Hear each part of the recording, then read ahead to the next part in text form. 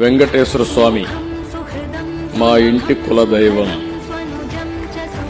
మా ఇంట్లో నుంచి నేరుగా చూస్తే మంగాపురం సైడు గోపురం అక్కడంతా కూడా 3 నామాలు కనబడుస్తూనే ఉంటాయి. ఇంట్లో నుంచి పైన ఎక్కి చూస్తే తిరుమలలో ఉండే 3 నామాలు ఇంటి దగ్గర నుంచి చూసే అవకాశం వస్తుంది. నేను నమ్మిన దేవుడు, నమ్ముతున్న దేవుడు, నేను ప్రార్థించే దేవుడు వెంకటేశ్వర స్వామి అని చెప్పి కూడా నేను మీకు తెలియజేస్తున్నాను. ప్రతిరోజు ఒక 2 నిమిషాలే నేను ఒకటే కోరుకుంటాను. దండం పెట్టుకొని 1 నిమిషం ప్రార్థన చేసి, ఇప్పుడు ఒకసారి చూస్తే నాకు ప్రాణ భిక్ష పెట్టింది కూడా వెంకటేశ్వర స్వామి. అదొక మిస్టరీ కూడా.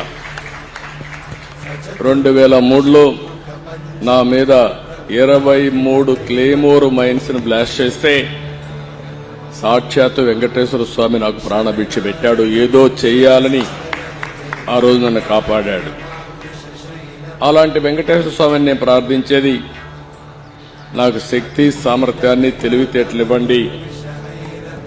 ప్రపంచంలోనే తెలుగు జాతి నెంబర్ 1 జాతిగా ఉండడానికి ఆశీర్వదించండి. ప్రపంచంలోని ఇండియన్స్ అందరూ కూడా గ్లోబల్ సర్వీసెస్ అంటే ప్రపంచంలో ఉండే ప్రజలకు సేవలు అందించే అవకాశాన్ని కల్పించండి. ఈ దేశంలో పేదరికం లేని సమాజం, అందుకే ఇటీవల నేను మాట్లాడుతున్నా జీరో పావర్టీ. మనందరి బాధ్యత. సమాజం మనకి ఇవన్నీ ఇచ్చింది.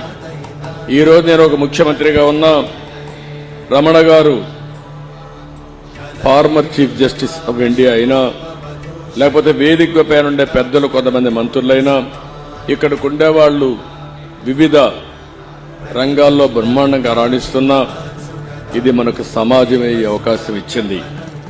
అలాంటి సమాజంలో పేదరికాన్ని, అందుకే నేను ఒక స్లోగన్ తీసుకున్నా, zero poverty nation, zero poverty state, zero poverty village.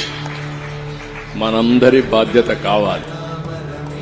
సంపద కొంతమందికి పరిమితమై పేదవాళ్లు పేదరికంలో మగ్గుతా ఉంటే అది మంచిది కాదు. ఈ విషయం మనం గుర్తుపెట్టుకోవాల్సిన అవసరం ఉంది.